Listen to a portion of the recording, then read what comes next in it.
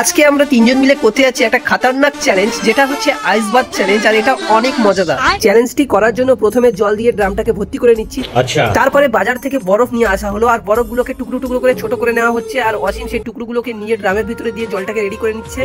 এবার পালা আমাদের চ্যালেঞ্জের, আর দেখা যাক কে কতক্ষণ এই জলের ভিতরে বসে থাকতে পারে।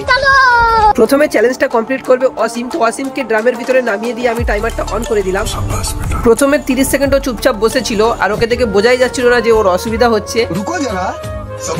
যেই না 30 সেকেন্ড পার হলো, ও বারবার মোবাইল দেখা শুরু করে দিয়েছে, কারণ ও আর থাকতে পারছে না। তারপরে ও তাড়াতাড়ি করে ড্রাম থেকে বার হয়ে গেল, আর ও ছিল 1 মিনিট 13 সেকেন্ড। তারপরে যা ওর অবস্থা হলো, বাই বাই টাটা।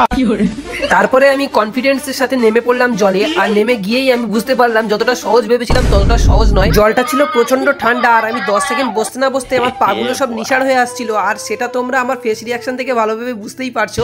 কিন্তু তবু আমি স্টাইল মেরে বসেছিলাম। আমি ভাবছিলাম আমি সবার ফার্স্ট হবো, কিন্তু আমি বুঝতে পারলাম এটা আমার দ্বারাই সম্ভব না। আমার হাওয়া ফুস।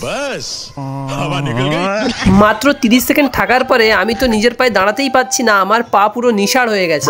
চ্যালেঞ্জটা বাইরে থেকে যতটা সহজ মনে হচ্ছিল, বাট এটা অনেকটাই কঠিন। আমাদের চ্যালেঞ্জের লাস্ট প্রতিযোগী হচ্ছে জামিরুল, আর জামিরুলকে নামিয়ে দিয়ে আমি টাইমারটা অন করে দিলাম। আর দেখা যাক জামিরুল আমাকে আর অসীমকে হারাতে পারে কিনা। এদিকে সৈমুদ্দিন খান কমেন্ট করেছে, আমিরুল ভাই আপনার ফোন নাম্বারটা দেবে আমায়? আরে ভাই কেন দেবো না, এই যে দেখো শেয়ার অপশন, শেয়ার অপশনে গিয়ে হোয়াটসঅ্যাপে যাও, হোয়াটসঅ্যাপে গিয়ে যে প্রথম নাম্বারটা ওটাই আমার নাম্বার, আমাকে মেসেজ করো। এদিকে দেখো 40 সেকেন্ড পার হয়ে গেল, কিন্তু জামিরুল বোঝাতে চাইছে যে ওর কোনো প্রবলেমই হচ্ছে না। কিন্তু আসল কাহিনীটা হচ্ছে অসীম 1 মিনিট 13 সেকেন্ড ছিল, আর ও অসীমের থেকে বেশি থাকবে, ও এই চ্যালেঞ্জটা জিতবে বলে এতক্ষণ বসেছিল। ভাগো বাস হাওয়া নিকল গই।